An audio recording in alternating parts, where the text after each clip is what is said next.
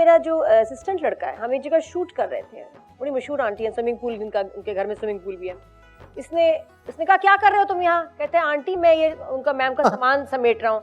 Aunty धश, I was on the phone, मैंने phone पे थप्पड़ की आवाज सुनी।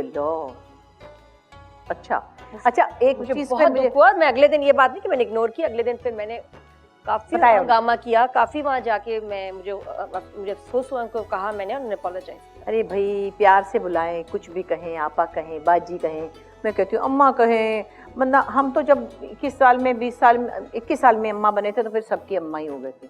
और हमारी कौन सी फिल्में चलती थी जो बाजी और आपा कहने से फेल हो जाती वो कभी एक रिवाज था ना जब फिल्म एक्टर से अपने बच्चे को छुपाती थी, हाँ ये मेरी बड़ी बाजी का बच्चा है, ये मेरी बड़ी बाजी की बेटी है, वो बराबर ही खड़ी हो गई होती थी क्योंकि उनकी फिल्में फेल हो जाती थी, हमारी कोई फिल्म ही नहीं कभी चली ना फेल हुई तो हमें कोई मसला नहीं था, फर्क ही नहीं पड़ता है। जी जान 50-50 वाला एक दौर था, बड़ा प्राइम टाइम, एक ही चैनल होता था और कोई टीवी पे आ जाए और फिर उसके बाद बाहर निकलना मुश्किल हो जाता था। वो दौर आपने देखा, वो तो एक पीक दौर था शोबिज़ का पाकिस्तान में।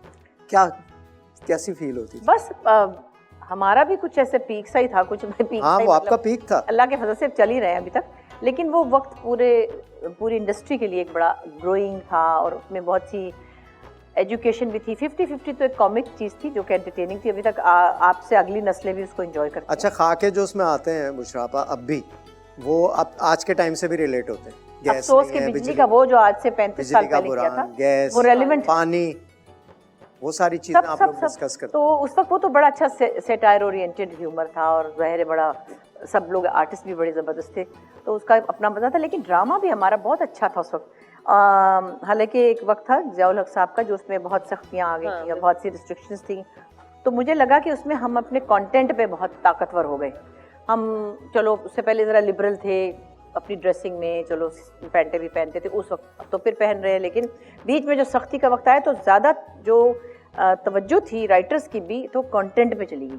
तो ड्रामा इतना मैच्योर और इतना फिलोसॉफिकल हो गया, उसमें स्पिरिचुअल एलिमेंट्स भी आ गए, तो मुझे लगता है बड़ा रिच दौर था उस हवाले से। आप जितना रोकते हैं ना उतना कुछ ना कुछ इंसान में कुछ ना कुछ करने की जो एक आरजू होती है ना, वो कहीं से कहीं निकल जाता है और वो कुछ ना कुछ अचीव कर लेता है। उस वक्त राइटर भी तो इतने कमाल के वो थे भी। आप देखें ईरानी सिनेमा को देखें, ईरानी कितनी हिजाब में होते हैं, लेकिन वो बात उनको करनी होती है, उनको अपने कपड़ों से या अपने लुक से नहीं इम्प्रेस करना होता। सो आप फिर अपनी सारी जो स्किल है उसको डाइवर्ट करते हैं तो फिर और तरह की ताकत डेवलप होती है। बिल्कुल। करे हर पल हसीन सिर्फ ग्रीन।